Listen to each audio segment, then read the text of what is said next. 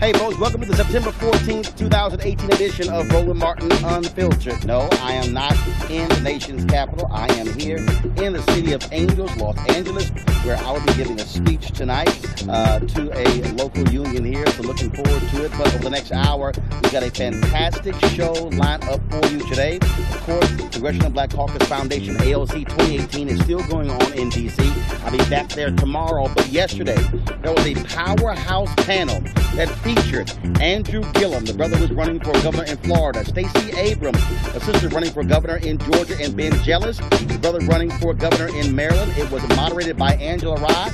Our Roland Martin Unfiltered cameras were there. We're going to bring you a lot of that panel. You don't want to miss this. Also, what is happening when it comes to our black banks? Well, Case Lawal of Houston, they are expanding Unity Bank to Atlanta, and they plan to make it the largest black banking group in America. We'll show you what he has to say. Also on today's show, talk about stuck on stupid. Have y'all seen this white supremacist who tried to say the Civil War wasn't about slavery? Me, you don't want to miss that. Also, Lori Stokes, she is a television anchor out of New York. Her father is the great Louis Stokes. Well, guess what? Before he passed away, he finished his book, The Gentleman from Ohio. She has been about pushing that. He is a co-founder of the Congressional Black Caucus. We're going to have that interview for you. Plus, a Mississippi state senator went on MSNBC to defend their state flag. Oh, trust me, I have something to say about that. Folks, it's time to bring the funk. You're watching Roland Martin Unfiltered.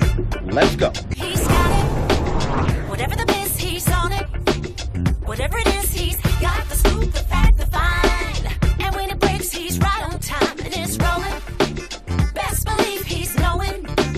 Putting it down from sports to news to politics. With entertainment just for kicks, he's rolling.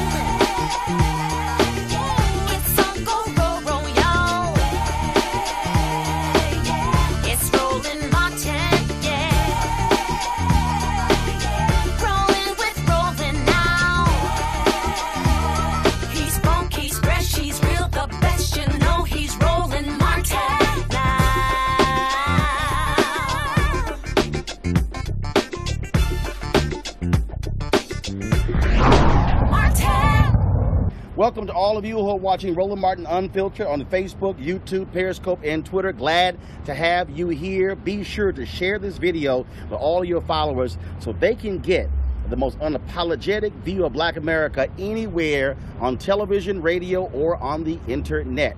So let's go, folks. Congressional Black Caucus Foundation ALC 2018 is taking place in the nation's capital, and that was an amazing panel that took place on Thursday. Our cameras were there. It featured Ben Jealous running for governor of Maryland, Stacey Abrams running for governor of Georgia, Andrew Gillum running for governor of Florida. It was moderated by Angela Rye. Take a look. Hey everybody! Hello! We need high energy. This is going to be such an amazing conversation. So I first want to give to you all my good friend. I've known him for 15 years. He started off in public service as a student government association president at Gainesville High School, then went on to become SGA president at Florida A&M University. He's a rattler. There's some rattlers in the building. Went on to become Tallahassee City Commissioner and now serves as the Tallahassee mayor, and probably will be, I don't say almost likely, I'll say we'll go out and just go ahead and call him Governor Andrew Gillum.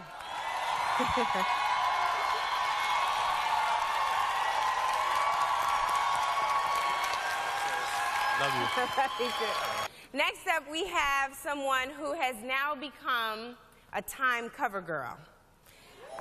She is the face, and I think Andrew kind of rode that wave of what's happening in the South.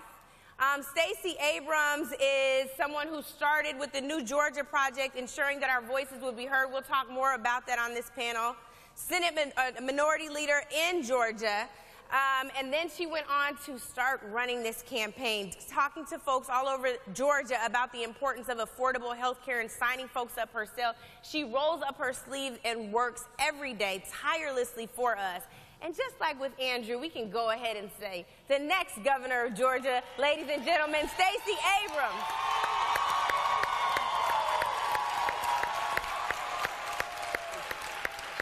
All right, sis. That's her job.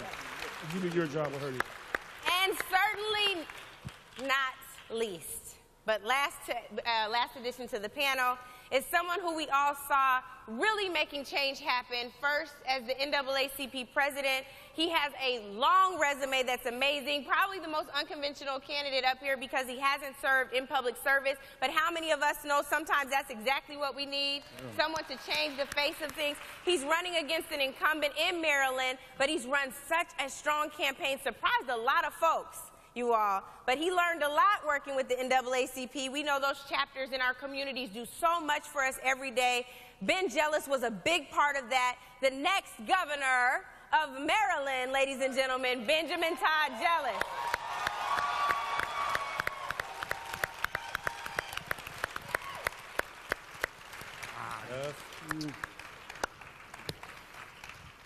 All right, well, let's get started. I want to just start with something really simple, but I think it's an important question. And Ben, I really want to start with you because as I said in your intro, you're the most unconventional candidate. You don't come from, you know, I'm a lifelong politician, no shade. It's good. I'm glad you started at Gainesville High School, Andrew. But why politics? Why politics for you and why now? You know, when I left the NAACP, having served as their youngest president, my blood pressure was 180. And I didn't realize I had undiagnosed sleep apnea. And I figured it out. My blood pressure now is in the 120s. And the uprisings happened in Baltimore right around that time. And I found myself in the neighborhood where my mom grew up. And I realized that I've been blessed most of my life to do the thing I was best at, which is to pull people together to get big things done. And now that I had my health under control, I needed to get back to it. And so I'm running for governor because it's time for us to finally fully fund our schools, to make sure that we all have health care and we can afford it, and to get our economy going again. And as somebody who spent the last 5 years since I left the NAACP investing in startups, I know that our state has a much more robust future, and I'm eager to see it happen sooner rather than later. Thank you. Thank you. Stacey? What about you? Why politics? Not why now for you, but why politics? How did you get dragged into this mess? So I grew up in Mississippi. I like to say I'm Mississippi raised and Georgia grown. In Mississippi, my parents worked full-time and yet barely stayed above the poverty line. My mom liked to call us the genteel poor. We had no money, but we watched PBS and we read books.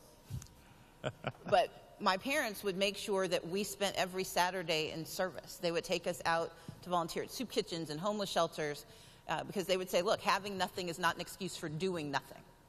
And that ethos has driven me my entire life, in part because I was really frustrated by the fact that my parents and my 5 brothers and sisters and myself, that we were the social action force for Gulfport, Mississippi. I'm like, this is very inefficient. Shouldn't someone else be doing this? And my parents said, that's called government. Government is supposed to do more to provide access, because I personally believe poverty is immoral, it's economically inefficient, and it is solvable. And that has to be how we approach our... And so for me, politics became the only way to deliver on the promise of what good government can do. I started out as an attorney. I was then deputy city attorney for Atlanta. But what I found was that I couldn't make politicians do what I told them to. And so I became one myself. And the more I did that work, the more I realized that the job that can transform the lives of the incarcerated, the lives of the poor, those being pushed out of their communities by gentrification, those who haven't had health care in their lifetime, those who want to start a small business but can't get access to capital, all of those solutions rest in the hands of the governor of the state, and I want to be the person who delivers those solutions for Georgia. So Andrew, I want to switch gears just a little bit, but on the same question, often when you're out stumping, you talk about pedigree. And you talk about you don't fit the pedigree or the mold, right? We know a lot of, at least the majority, white folks are a little richer when they get into politics, or they have some rich family members. We see that even in the Democratic Party.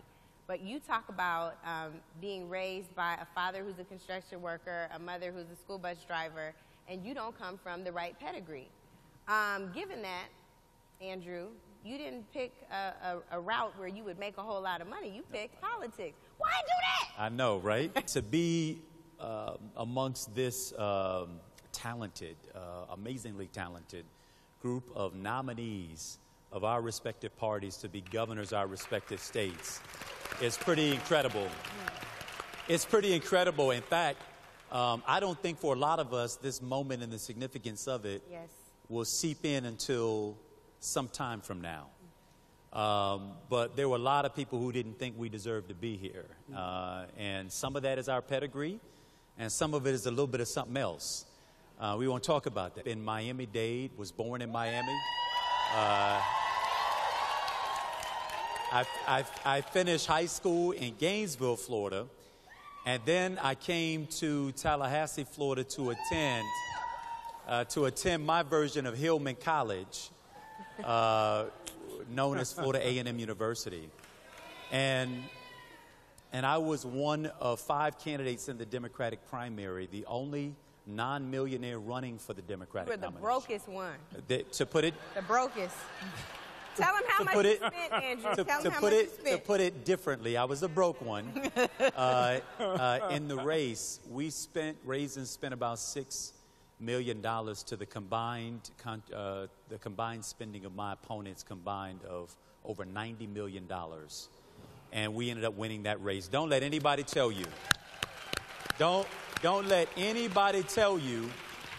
Don't let anybody tell you that you got to have the most money, or come from a certain background, or attend certain schools, or grow up on the right side of the track in order to be of service to people. You don't. You got to have a heart to care with. You got to have a willingness to make a difference. And you got to have a plan to get something done for somebody other than yourself. Amen. And that will take you a great distance. I think what voters saw was that I was willing to engage authentically, that I didn't have much to lose, and therefore I could run as myself. I didn't have to compromise my values. I didn't have to worry about somebody being disappointed because they had no expectations of me to begin with. It just had to be me. And I just got to tell you that there's liberation in that. There's freedom in just being able to be yourself. And I think that made all the difference in the world for us in the primary. And I believe that that will be the ingredients that will get us across the top on November 6th to become the next governor of Florida. We got a fan right here. Since Andrew said we're not talking about this, we're going to talk about this. Oh, Lord. I want us, in our authenticity, to talk about some of the barriers that existed even in the primary, because I think it's important that, Stacey's already laughing. I know what you're about to say. I think it's important that the party, this blue wave that's supposed to happen, understands this formula. And what I mean by this is you have 3 black gubernatorial candidates who were told they could not win, who were told they didn't have enough money, who were told they didn't come from the right pedigree, who were told their daddies were whomever and so they should be next, who were told that we're going to run white Stacey over black Stacey, and so on and so forth. And so just for a moment, I know we have to unify, but in order to unify, first you got to tell the truth. So, to this very black room, I want you all to talk a little bit about what a winning formula looks like, even for statewide office, because Andrew says it, I think, best. It doesn't have to run as Republican light. Right. So can you talk a little bit about your platforms and even some of the things that the party would have said, don't stand on that. Standing on that means you'll lose, stand your ground. Other things that you all are standing on and will continue to stand on going into the general. Sorry, it was kind of a speech. It's my soapbox question now. So I'll start. As Angela pointed out, I did not look like my opponent, although we shared the same first name. And at Netroots Nation, I made a comment in my speech. Look, I didn't have to change my hair, my skin color, or my gender to become the next governor of Georgia. And the importance of that is, look, I have natural hair. Since we're on a podcast, I am of a very rich brown hue. I'm richer. Speak. It's the only thing I'm rich in. It's melanin. No comment. Let's just go on. I know. But you know what, Ben? We're still really black on the inside. Completely. Black is a state of mind, baby. All black everything. I did not mean to go anywhere near this. I know. What Anyway. happened? And Stacey, Ben just pulled I have black friends. That is what just happened. Oh! What is going on? You know, Angela's been waiting to pull my black card since I became president. Put us on the rails. Let's just be clear. I have home training, so I'm going to get back to the subject. I know, my bad. So, but the reason this matters is that, you know, certainly running as a black woman in the Deep South, running for an office that no black woman has ever held, led a great deal of the traditional Democratic apparatus to assume I could not win. And then I exacerbate it by talking about my brother who is in and out of prison and has bipolar disorder and needs help and needs support from our state. I've talked about the fact that I am broke. I actually make a pretty good living, but I'm responsible for my parents, for my niece who my parents adopted when she was 5 days old, for my grandmother who lives with them, and I owe the IRS $39,480. I paid a lot of it down.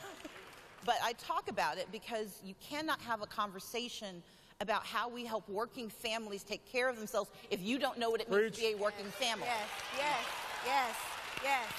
And so I talk ad nauseum about Medicaid expansion because one of the reasons I stepped up to take care of my parents, and I have amazing brothers and sisters, I just had the better salary. And we know that when one of us gets a job, we all get a good job. Yeah. And I was able to step up when my parents would have been forced, after Hurricane Katrina, onto Medicaid. I would not let my parents lose their health insurance. And I've become their primary source of revenue outside of, you know, the jobs that they've had. And my parents are Methodist ministers now, so they're like permanently poor.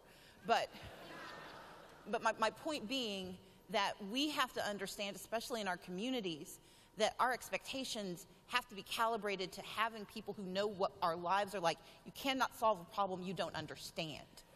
And while we don't have to have the exact same problems, we have to acknowledge the authenticity of the challenges we face, and you have to have solutions that are actually achievable in order to solve them. But what I think both Ben and Andrew did so spectacularly in their communities and in their campaigns is not only talk about the problem and talk about the solution, but we may not have the pedigrees that they expect, but we have the credentials for solutions that no other candidates like us have ever had. All right, folks, welcome back to Roland Martin Unfiltered. Here's part 2 of that panel Angela Rao moderated with Andrew Gillum, Ben Jealous, and Stacey Abrams. So, Ben, to you, I would ask the same question.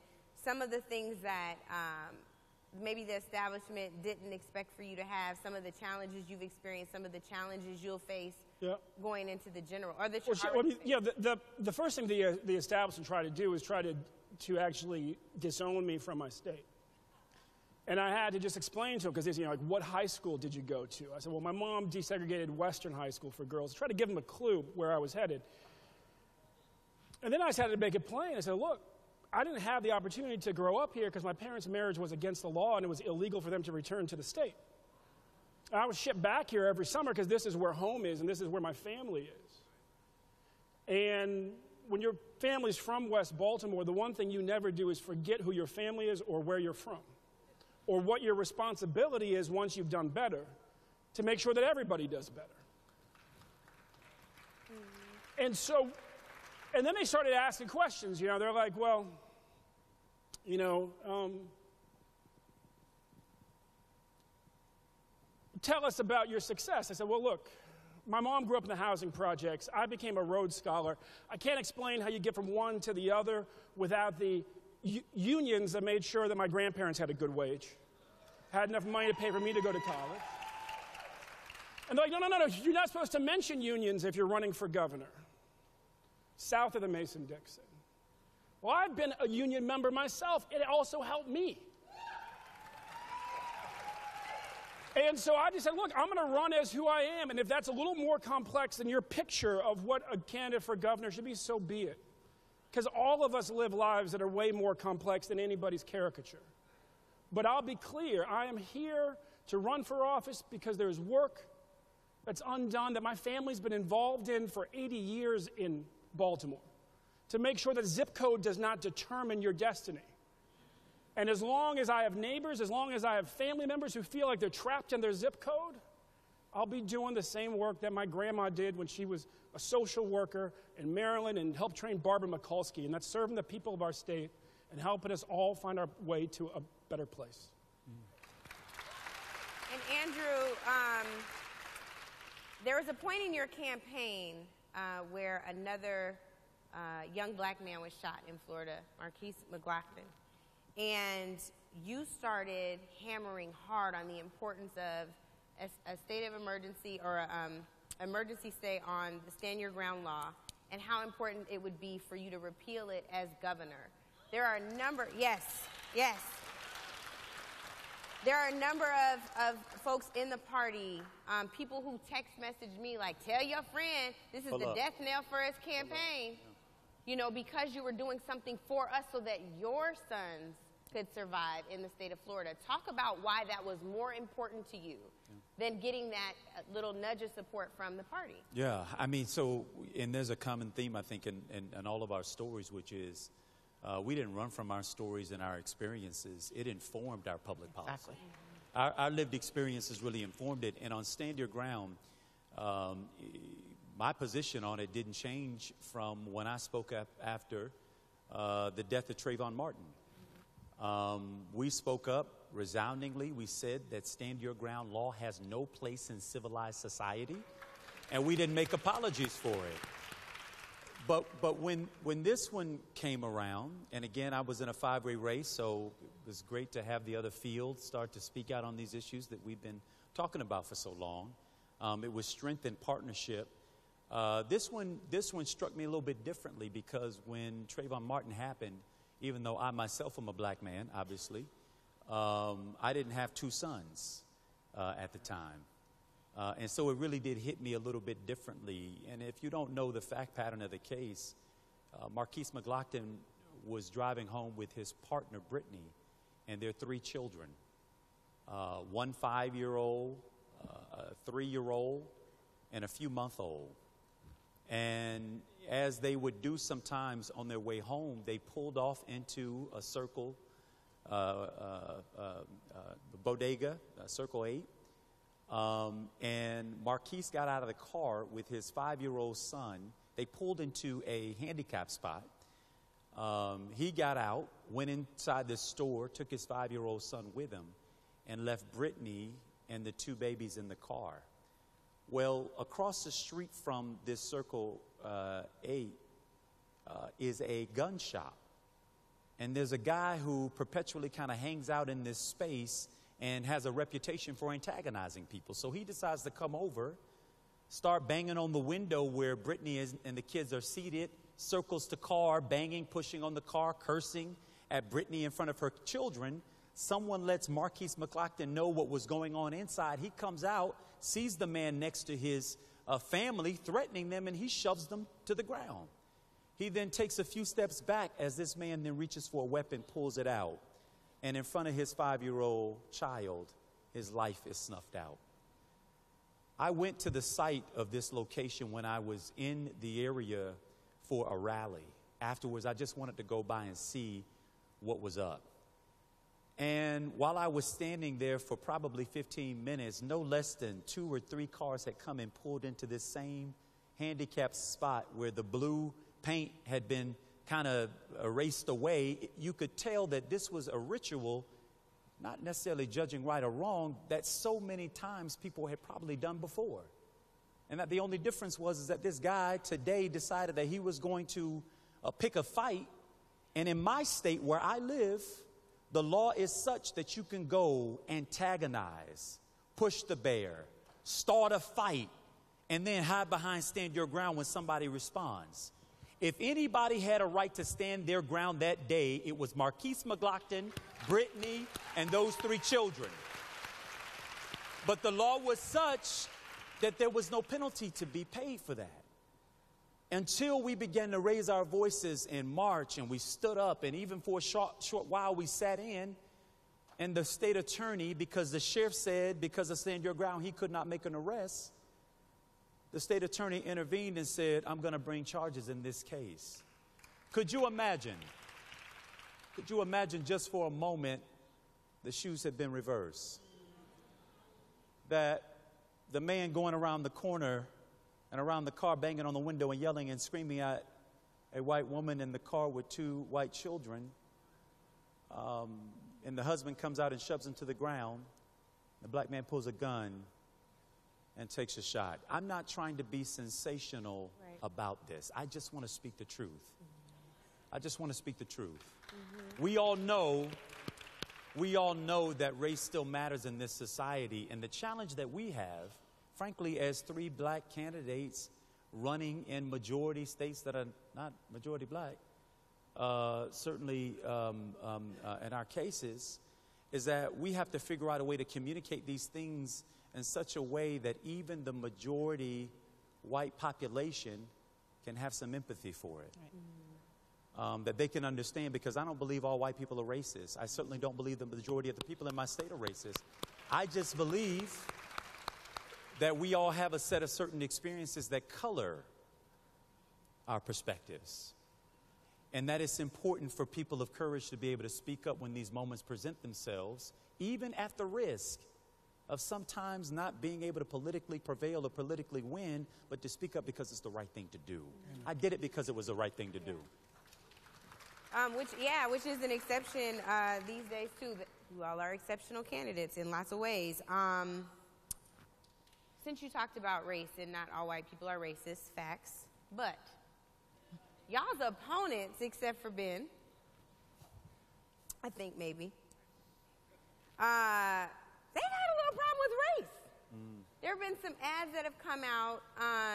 Andrew, I was ready to fight, like shadow box the air, for real. Like, if you all haven't heard it, you should listen to it. In Idaho, KKK or whatever funded a robocall making him sound crazy. Like, we might even play it in the podcast, but it's like, my name's Andrew Gillum. Of your, the race against your opponent too. But the race has been injected into your races. Andrew, the first day the candidate says, tell Florida not to monkey this up. And they're like, people always say that. No, fool, they say monkey around, right? And they're like, wrong preposition. No, wrong everything, Ron DeSantis. But I think for a moment, I think it's really, really important for people to understand the distinction. Stacey, for you in particular, I want to start with you, Andrew, because you just finished. The race is neck and neck. Yes. And so we can say that, like, all white people aren't racist and everybody in Georgia is not racist, but the only thing that can explain why you're neck and neck with a bigot is racism and white privilege. You don't have to say those words. I said that. But let's let Stacey answer this part.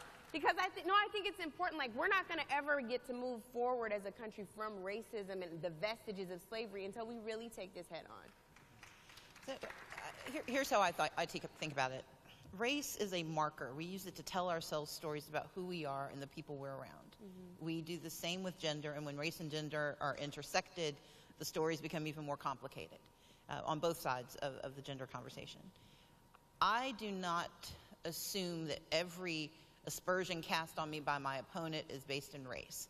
But I know that when you have a tap dancing icon in the commercial against me, that you could have picked a ballerina, you could have picked somebody doing merengue, you picked a tap dancer. And there was something implicit in what was done that either calls to what you think or calls to something you haven't examined. And part of the challenge with the conversation of race is that it imputes, as Andrew just eloquently laid out, it is imputed into so many other decisions that we make. We have conversations about race when we never use the words. And when we have policies that aren't grounded. So an example for me is, one of the things I'm pushing is for a $10 million small business financing fund. Georgia has a lot of laws on the books that allow for minority contracting. And yet 1% of the contracts go to minority firms in a lot of different ways. You have to kind of take Atlanta out of the picture. Part of the challenge there is that a lot of these minority firms can't get the contract because they can't get any capital. Well, in the Great Recession, Georgia lost more banks than any other state in the nation. The majority of those banks were community banks in low income or communities of color. And so when those banks disappeared, they didn't come back post-recession, which means that, yes, you can qualify for an SBA loan, but if no one will write you the check, it's worth nothing. My opponent has said, well, you don't need a small business financing fund because it's not going to solve the problem, and even if it would solve the problem, you've got banks that will do that. No, not every community has a bank that will do that. And race is implicit in the conversation because if you live in the wrong zip code without a bank, your business will remain a dream because you will never get the capital you need to get it off the ground. And we know there's a direct correlation between Main Street businesses, those small businesses, not the high-tech ones, but the mechanic and the barbershop and the cafe. And if they can borrow the money to buy the shop or to buy that extra piece of equipment or to lease that next piece of land, we know that when small businesses succeed, communities succeed. And when small businesses struggle, communities struggle. If you don't understand that there's a racial element to banking in America in 2018, how can you solve the challenge of the lack of access to jobs for so many of our communities? Race is embedded in how we have to think about these things. It is not the only dimension, but it is a critical dimension that we have to confront and acknowledge because otherwise we cannot solve these problems. You know, part of, you know, the challenge that all of us have to face in this is we have to talk about this conversation and at the same time try to hold our people. So that we can win these elections, because ultimately the goal here is to ensure that we can address the problems that you've heard discussed on this dais. And it just reminds me of the role that each of us have to play in this conversation.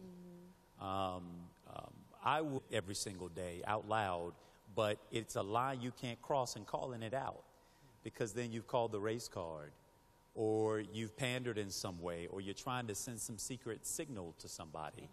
Well, so far in my race, it seems my opponent and all of his friends are the only ones trying to send secret signals, but they're not so secret. They're actually pretty monkey it up, and you know, neo-Nazi phone calls, and a Republican committee woman down in Orlando sent out an email saying, or a Facebook post, whatever, Gillum is quoted as saying he's going to win so that he could have reparations for his people. I've never said, I've been elected 15 years. I've never said anything, not even resembling something like that. But this is what I know for sure. And this is why we have to be careful not to, certainly for those of us who are candidates, kind of fall into the trap. My grandmother used to put it this way: never, ever, ever wrestle with pigs because you both get dirty, but the pig likes it. So there are some of y'all will get that tomorrow, right? And for the press covering it, I'm not calling my opponent a pig. I'm simply, you know, using a figure of speech to say that when we go down into that barrel, if they're able to make our races, no pun intended, but about race, that's one we can't win. We don't have the numbers. Well, and that's the goal. I mean, the RGA is attacking all of us, and their ads against me. A very distinguished old law professor just felt moved to write a letter to the Baltimore Sun describing as blatantly racist. And their goal is to get us to go low when they go low. But we have to go high. And the reason we have to go high is because that's the way that you lead people out of where they're stuck right now. You travel, our state's really like 4 states. We got Western Maryland, we got the Eastern Shore, we got the Baltimore region, we have the DC suburbs of the state. And when you listen to families of all colors, of every faith in each of those regions, 80-85% of their issues are the same. And we just have to understand that, you know, race is used as a tool to divide us. My grandma's family's been in this region for like almost 400 years. She descends from Thomas Jefferson's grandmother's other grandchildren that were her slaves. And she would always remind me, she'd say, baby, you know, before there were slave rebellions, there were colonial rebellions, and there were African slaves and Irish indentured servants rebelling together. And the first was in Gloucester, Virginia, and what sparked it was an edict from the king to the governor, the people on that dock where they rebelled, that said, in summary, and your status shall convey to your children. In other words, from the very beginning of the American experiment, we at the bottom of the pyramid of our economy were always willing to endure a lot so long as we could hope that our children might be better off. And the moment that they informed us that our children would be no better off and possibly worse, the tradition was we would rebel, and we would rebel together. Those lines of race didn't matter so much on that dock, and they don't matter so much to the people of this region now. But you got to be clear that there's a way for us to all come together and do better, and that's what our campaigns are all about. All right, folks, that was, again, a great conversation there. We certainly appreciate you checking that out. Now, check this out. Today on Morning Joe, they had the state senator from Mississippi who is running for the United States Senate. And this is the guy who Thad Cochran beat a couple of years ago when his Tea Party leanings and his racist views were exposed. Well, on Morning Joe, Eddie Glaude of Princeton asked him about the Confederate flag. Y'all, check how the conversation went. If you were elected to the U.S. Senate, you're supposed to represent the whole state. Yes, sir. Your position around the Confederate flag, your position around hip-hop as the source of gun violence, your position around Robert E. Lee. I can go on and on and on. Please do. How do you convince black folk in this state that you're not a danger to them? The story that you talked about, the hip-hop connection to violence, that was a study from Berkeley. Berkeley's not exactly a conservative institution, but it did link hip-hop to violence. That's Berkeley, not me. And I was just cited that on the radio show. That's the first thing. Number two, our flag has been here an awfully long time. And in 2001, 65% of Mississippians chose to keep that flag. Now, the thing about flags, like any symbol, is they are subject to different interpretations. But if 65% of the people have voted to keep that flag, we should respect their wishes. The flag can be offensive to some. I recognize that. But almost all symbols are offensive to someone. At some point, the majority has to control that decision. That's exactly what we did. So I'm going to stand with the majority in that instance. Now, if the people of Mississippi want to start another referendum and want to change it, that's the direct democracy concept they like to push sometimes. Okay. But I'm going to stand for that flag because the people have stood for it. So how would you speak to that 38%? Those 38% of this state, I'm going to ask them after 100 years, of relying on big government to save you, where are you today? After 100 years of begging for federal government scraps, where are you today? We've been dead last for 100 years. Look, here's the real deal here. Chris McDaniels wants to defend the Confederate flag. For him to sit there and say that, well, 65% of the people voted for it, well, then everything is okay. No, it's not okay. Folks, let's just be real clear here. Mississippi wants to remain as if it is all about the Old South. They somehow don't want to accept that the Confederacy actually lost. Just so you can understand how racist Mississippi continues to be when it comes to the flag, when it comes to the past, in the United States Senate, the senior senator from Mississippi sits at the desk of Jefferson Davis. Who was Jefferson Davis? He was the president of the Confederacy. Jefferson Davis is the guy who led the Confederacy. And guess what? The senior senator still sits at his desk. They still honor Jefferson Davis with a holiday. They fly that racist flag. If you go to Statuary Hall, when you see every state gets 2 statues, they have 2 statues of Confederates. Mississippi does not want to come into the 21st century. And the reality is, black folks and others in Mississippi should not elect to the United States Senate somebody who is willing to defend and accept that racist flag. But here's the other thing in Mississippi. Don't give me all this big government stuff. The reality is 42+% of your entire budget comes from the federal government. Mississippi gets more money from the federal government than they get from taxes in their state. And so all these red state people who love talking about the federal government, guess what? Without the federal government, Mississippi will be broker than broke. The reality is this. It's time to end white supremacy. It is time to end what is happening all across this country, and Mississippi has no business flying that racist flag. You want to celebrate America? Fly the United States flag, because the Confederates, they lost. They lost to the North. They lost to the Union. And no one who wants to serve in the U.S. Senate should be willing to defend that racist flag. Now, folks, you know how I feel when it comes to the issue of black banks, and Unity Bank out of Houston, Texas is trying to really keep our black banks alive. They have expanded to Atlanta, and they have plans to expand to other cities across the country. Case Lawal, he, of course, is the chairman of the board of the bank out of Houston, Texas. I caught up with him at the event on Wednesday at the MLK Memorial Foundation. They had their luncheon, and so our cameras were there. Check out the interview. Case, first of all, Unity Bank, my hometown of Houston, you guys are doing some expansion. We really are. We really are. We believe the time has come to have consolidation in African American control bank in the United States. We started this stuff in 2005. At that time, Roland, believe it or not, we had 47 African American control bank. Today, we have just 20. And if it continues like this, we may be having 15 in the next 18 months. So we feel that the time has come for us to consolidate, to be able to serve the community better, to be able to help the incubation, those in the information technology, in these social media businesses, to develop our youth with incredible talents and brains that just need the capital to be able to grow. So that's the reason we are doing what we are doing. So you've gone to Atlanta, and what are some of the cities you're looking at? We are looking right now at a greenfield in Chicago, because as you recall, Seaway National Bank closed shop last year, January. FDIC closed it. That is an incredible vacuum over there in Chicago with tremendous community support over there. And we are hoping that we're going to be in Newark, New Jersey, and New York by 2019. All right. Well, it sounds good.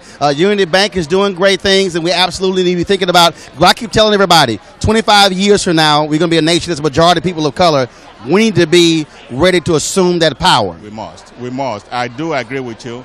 And believe me, without capital, it's so difficult to be able to take advantage of the opportunities that are right on our doorsteps, and African Americans must be an integral part of that. We must be, and we need the banks to be very strong and very solid.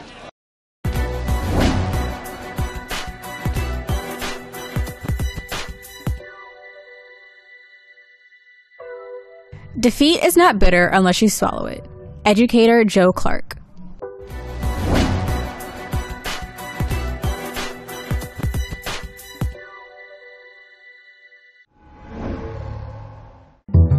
Stupid!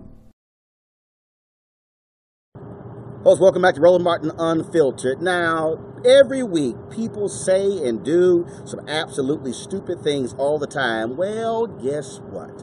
We're going to feature the dumbest, the stupidest, the most ignorant thing a person has said or tweeted every single week.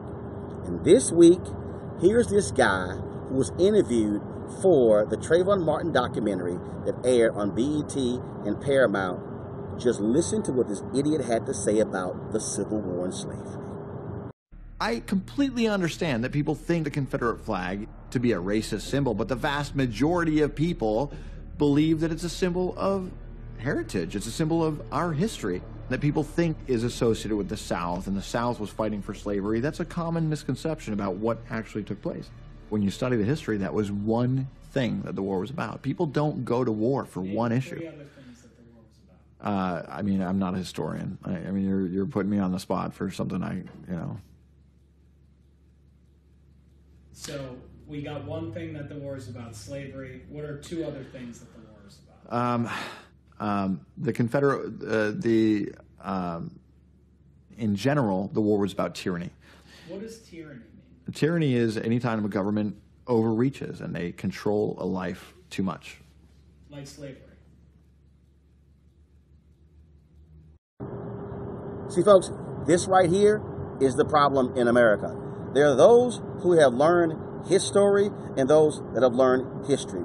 Too many of these guys run around here, and trust me, he is not the only person out there, and there are other people who wear blue suits and who wear power ties who believe the same thing, who espouse those views.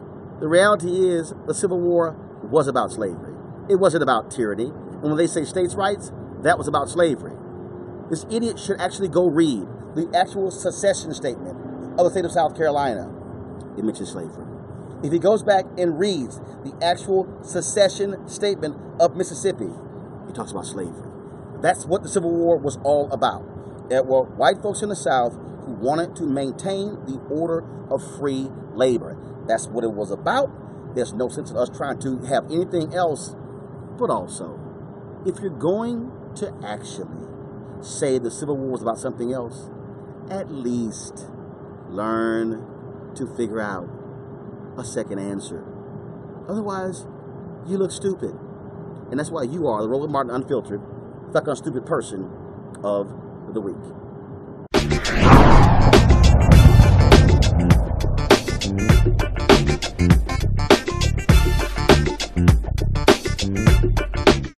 Folks, welcome back to Roland Martin Unfiltered. Louis Stokes was one of our great preeminent leaders who served in the United States Congress, co-founder of the Congressional Black Caucus. I had the opportunity to meet him. He was a huge fan of mine, and I was a fan of his as well. A pioneering figure in the state of Ohio. Well, he wrote a book before he died. It was published right before his death, and it was called The Gentleman from Ohio. Well, one of his children, Lori Stokes, a television anchor out of New York City, has taken upon herself to make sure that his story gets told and a whole new generation learns about her father. I caught up with her in New York City. Here's our conversation. All right, so let's talk about your father's book.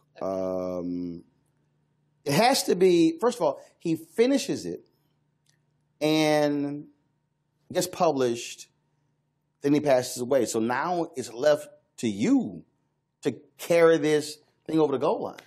He finished it about 2 weeks before he passed. He found out 1 week before he passed that it was going to be published by Ohio State Press. And he passed away in August 18, 2015. And yes, then it was, for the most part, left up to me to deal with the publishers, to call all the photographs, of which some were at our home in Maryland and some at the home in Cleveland, filed for the most part, but they wanted photos that had never been seen before. Mm-hmm. And in our basement, in the area where the billiard room is, are just boxes and boxes of photos that are not categorized at all. But that's where I found the baby picture of him that had never been seen, the photo of him standing on the steps of the rickety old house on East 69th where they lived. And so I put all these photos together, put them in the trunk, brought them to Jersey where I live, and I set up my kitchen like a laboratory with lights everywhere, and a magnifying glass, trying to find the photos that matched the manuscript. And it was a labor of love, intensive, very intensive. But look, you lose a parent, and there's a natural grieving process for any son or daughter. But for you, this is a whole different deal, because he wanted losing a father, but then all of a sudden, okay, I got to get this thing done.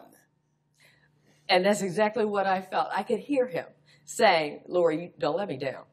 And I have a brother and I have two sisters, and everyone played a role in some way. I was his primary caregiver the last 3 months of his life. So I knew the intensity of where things were going, and I knew that this was his dream to have this book published, the story of his life, which he never got around to until the last 5 years, and then really intensively for a year. And so I was fortunate where I was working at the time with WABC here in New York, that they allowed me to have the time that I had to take off. But once he was gone, and I knew I had this in my hands, I knew I had to get endorsements. So I reached out to Vernon Jordan and Nancy Pelosi, Robin Roberts, Charles Ogletree, so many people, Skip Gates, so many people that were so generous with their time and with their thoughts. That wasn't a problem. So I had them working on the endorsements. And then the rest was getting the photographs together, finding the cover. That was a whole nother situation. One that reflected both the politician and the lawyer and the thinker, which is what I thought I was able to find with the jacket to it. And I had a lot of help, between the publishers, also the co-writer, David Chanoff. I would send some of the photos to my siblings and say, what do you think of this one? It was just like my father led his life, family, family, family. And once he left us with the magnificent story, the rest was really for us all to put together. I just knew I kind of had the final say. Who titled the book? Who titled it? Yeah. Oh, well, I'll tell you the story, which is very interesting, because it really was all of us. My father, I had found when I was cleaning out one of his offices at home that he had the yellow legal size piece of paper that said, the cardinal. It said, from poverty to the halls of Congress. And it had Mr. Chairman. And so, and it said on the side, possible title, something like that. So I knew that's what he kind of was thinking. And the cardinal, for folks who don't know, that's what they call the folks who are in the House Appropriations Committee, the folks who determine the money. So they're called the cardinals. Yes, yes, when you get to that stature. And so, you know, and he had great pride that this poor kid from Cleveland, Ohio, made it up the ranks to cardinal. So that must have been in his mind. But when we started hashing out different titles, it was really collaborative with the siblings because everyone knew him in the halls of Congress on both sides of the aisle as the gentleman. He just had that reputation of working with both foes and allies, and in such a manner that everybody marveled at. So we had that. We knew he was a gentleman, and of course, the great state of Ohio. So it kind of came together, and we all just signed off and said, yeah, that's the one. Was it also a learning process for you, because you're going through all of this stuff and, wow, man, ooh, I didn't know that, or, oh, I forgot about that.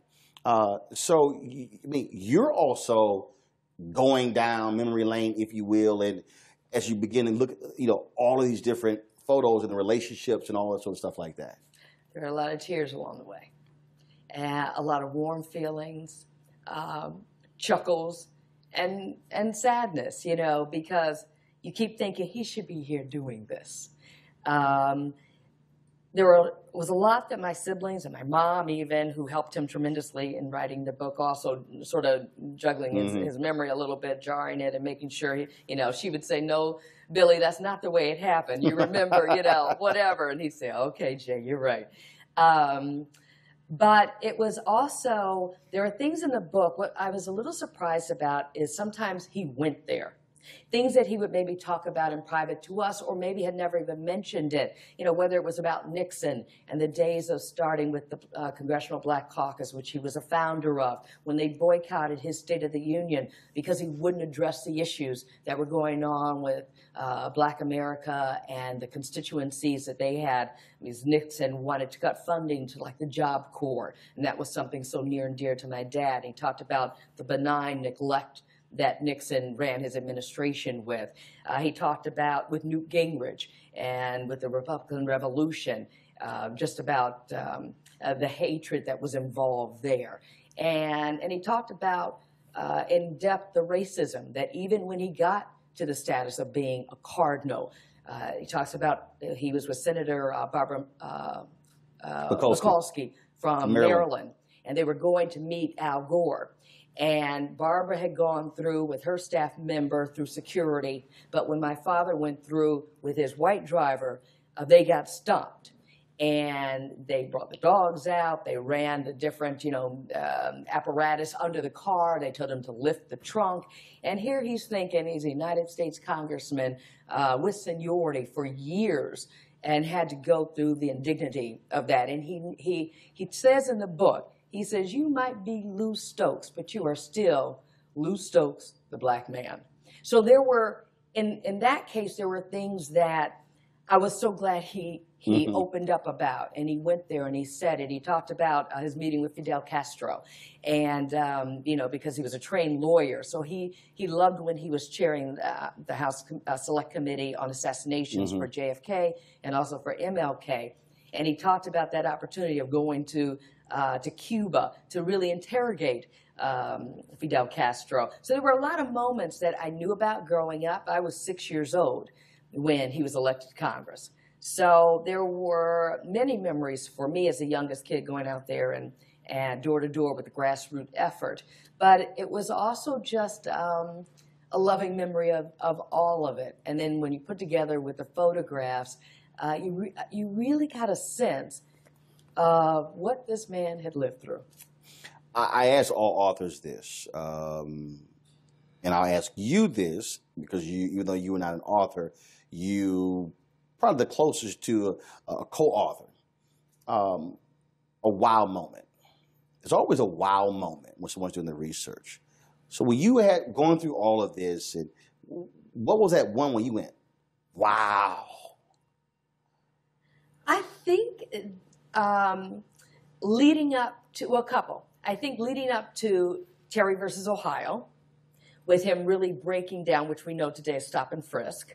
That was his case. You know, when he was a defense attorney and he represented a lot of criminals, both that were guilty and not, but his job was always to defend them. And he also had a close association with a lot of the underworld of Cleveland. And so when John Terry called him after being arrested with this charge, he just talked about how that for him was such a moment, because he used to hang out at the courthouse, you know, and waiting for cases to come. You know, he wasn't going to charge much money. And he talked about how even black folks who got into trouble didn't necessarily want a black lawyer representing them, right. You know. And so he just talked about, I never knew how much he just stood around the courtroom waiting for that moment. And of course, when John Terry got in trouble and he called one of the guys in the underworld and they said, call Lou Stokes, you know, he'll take care of you. The other thing, I always knew how close he was to my uncle Carl Stokes, who was America's first black mayor of a major U.S. city. And his baby brother was Carl. But he talked about them growing up so poor, how they would have to get, you know, through the Depression and having to go get beans and rice and, you know, just those staples, and that they would put them in a wagon and, you know, carry them to home, and that one of them had to hold a stick to fend off because everybody was poor and everybody was, you know, out there trying to get whatever they could. And I just marveled at how much time he spent establishing the relationship that he had with my Uncle Carl. I just saw so much symbolism in it, and how meaningful it was, and the fact that this is a man who grew up with no father. His father died when he was 3. But I have to say, he took so much time in the book also talking about family, myself, my siblings, and what all that means, and of course his mother. There was a recent documentary on Lorraine Hansberry, and I talked to the director of it, and she talked about, even in the documentary, all of these major figures that came through their home. When I was talking to Aretha Franklin, she was telling me this great story where someone, it was pretty laughable. We were on the Selma red carpet, and one of the other journalists actually asked her thoughts about Dr. King and had she ever met Dr. King. And Aretha was real nice by saying, he stayed at our house. It's like, yeah. Yes, okay. yes. And so when you think back, I mean, being the daughter of the gentleman from Ohio, and who's who of Black America, they're coming through Cleveland. They're coming through your house. Yes, they're coming through. And so talk about just your experience of just being a child and just seeing, okay. That it was normal. Right. It was normal. But you didn't realize that because it was your life. And the discussions that were going on. A revolution. Changing the landscape of America and Black America. Who's some of the people stand out? Some of the folks that stand out at you? Well, when we think about, you mentioned MLK. When Martin Luther King was going across the country to galvanize people, to help them understand the right to vote and registering blacks all across the country, he spent a real significant time in Cleveland. I mean, that was a major driving force between being in our home, and also there were several nightclubs that, became the spot where people would gather. The movers and shakers, the politicians, clergy was so important as well. my father talks about the night that my Uncle Carl was elected to be Cleveland's mayor. And, you know, the streets were going crazy, waiting for the numbers to come in. And there was this excitement in the air. And the numbers are tallied. He wins the election. They were all upstairs in headquarters. Martin Luther King, my dad, my uncle, Otis Moss, so many other notables. And when my Uncle Carl said, well, I need to go down, I need to talk to the people and thank them for what they've done, Martin Luther King told my uncle and my dad, Carl, you go on downstairs. I'm going to stay up here and stay with Lou. I don't want to take away anything from your moment. So my Uncle Carl went on downstairs, and I said to my father, I said, what did you all talk about? And he said, we just talked about how significant it was that we were being swept up in this moment, that it was a real time of change, and what was being done here in Cleveland what would reverberate across America, that it would start something that this country had never seen before. I mean, so much of what really was the basis for the movement was really how significant the clergy was. My father was very steeped in faith. He wasn't the type of person who would beat you over the head with it, but that is what really grounded him, you know, through his entire life. And so, you know, you would have, of course, Jesse. Jesse was right there. In fact, I had Jesse on our show, Good Day, the other day, and he was recounting. Now, see, everybody else would say, well, that's Reverend Jackson, but he was in y'all house so much. That's Jesse. You're right. I should have said the Reverend No, Jesse no, I'm just saying, Jackson. but that speaks to that relationship. Yes, yes. And it was, I mean, you know, he was, they walked hand in hand the other day when I had him on, and he was telling me some stories. He's always telling me stories that, and he said, no, you can't tell that, you know, so I'm not going to tell that. But you know, they knew that they were the key elements that would set the tone for generations to come. And you see, you know, the warriors that continue to this day. Mm-hmm. Think of John Lewis, you know, who is the only living member of those who were on the stage that day at the March on Washington. You know, he was a kid back then, but he and my dad, of course, worked hand in hand on so much legislation as well. So it was a who's who, and it was, but they were just people in the house, you know. It was a special time, but you don't realize that until you really sit back, and when you flip through the pages of the book and you see the list of names and how things transpired, then it really hits you, like, wow, you know. Do you wish he had done this book years earlier? Oh my gosh, yes. We all do.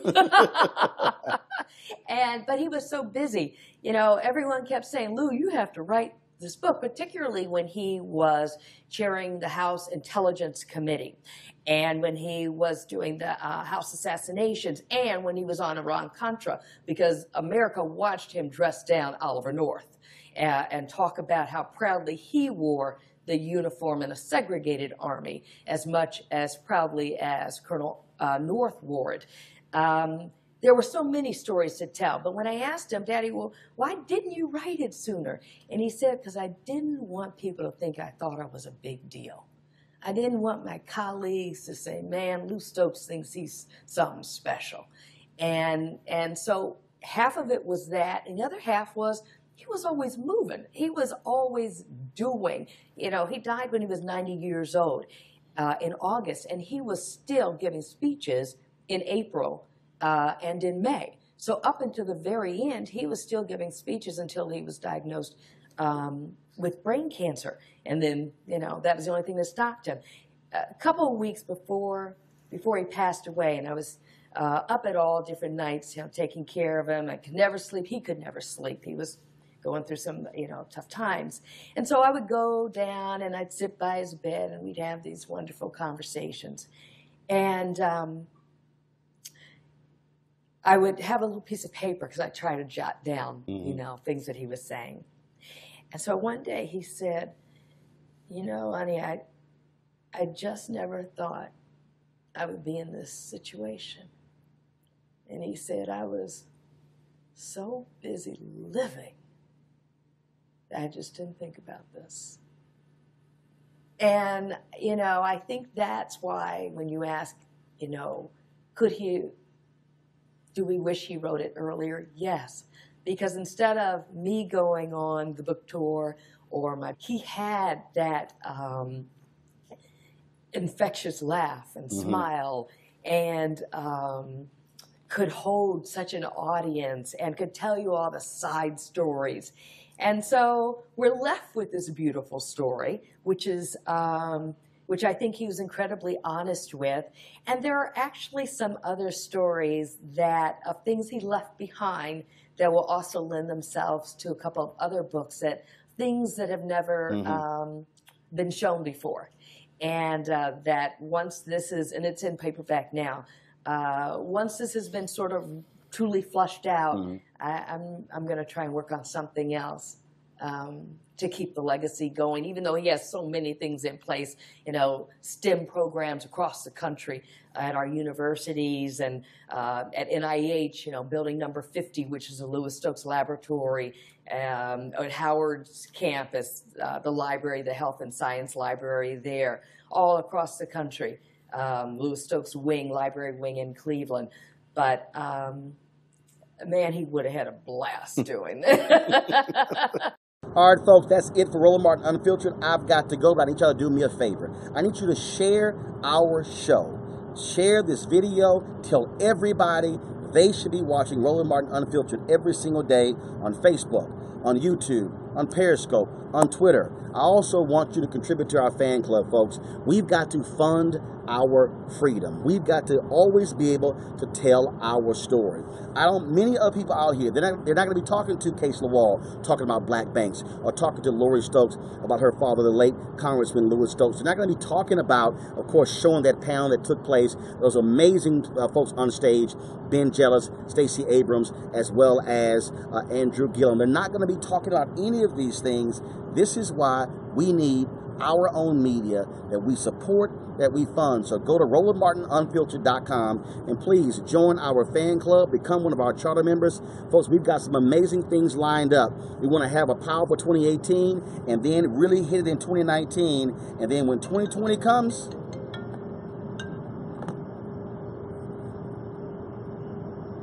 and then, of course, when 2020 comes, we want to be the preeminent place talking about the presidential election. Again, go to RolandMartinUnfiltered.com to join our charter club today.